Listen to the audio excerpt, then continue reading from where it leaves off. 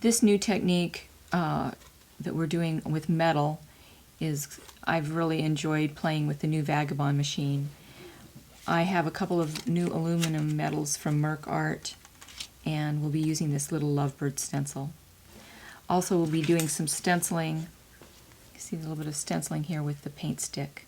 You need to have a small brush handy, and I always like to have a little bit of removable tape. And I think we're ready to go.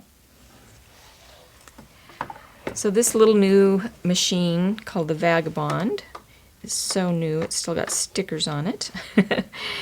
Anyway, it's electrical. I've plugged it into my power source. This button here indicates which direction you can move it through the machine on either side, but the arrow is pointing this way, so I'm going to run it through the machine this direction. And this is your on and off button, and it only functions if you have your hand on this button.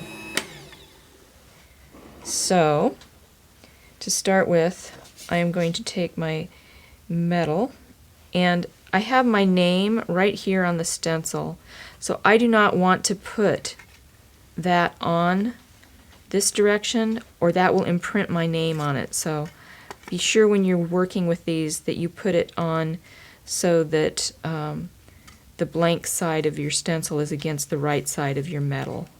Then you turn it upside down, place it on the thick white mat, and I could take a piece of tape and tape this down, but it will imprint the tape on here, and for the most part, if I just put my mat on top of this, the metal embosses so firmly and well that it really doesn't slip around like paper does. So I'm just going to put the two plates, these are two acrylic plates, and put them on top of my plastic or my rubber mat until I feel it positioned and ready to go through, and now I'll just press my on button.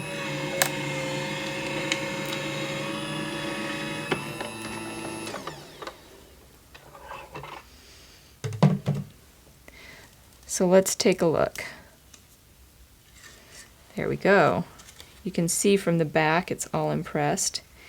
And rather than trying to pull it off all at once, I'm just going around and just kind of loosening it just a little bit. I'm pulling it towards me and just kind of loosening it so it doesn't bend the metal. Just take it around a couple times, and now we're off. So now that I have this embossed through the machine, I'm going to put just a little bit of color on it like you see here.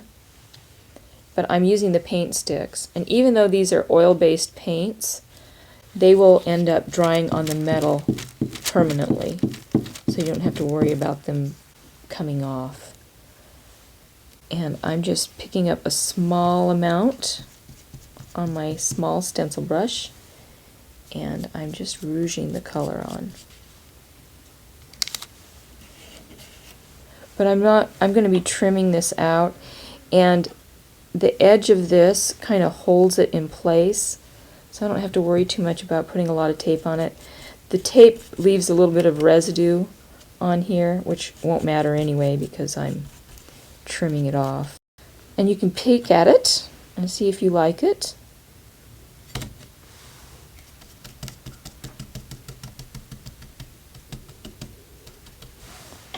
Now, you can mount this in a variety of ways. I want to show you a couple of other cards.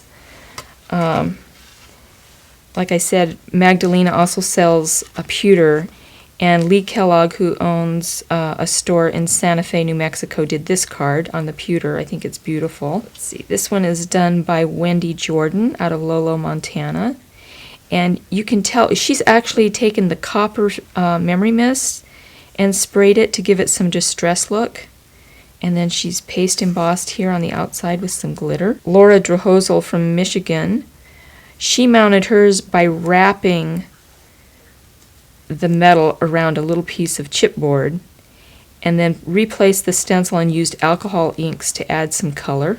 And this piece is some distress inks. Therese Sidaway from the Bay Area did this piece, and she too kind of wrapped the raw edge around a piece of chipboard and antiqued it with a little bit of distress inks.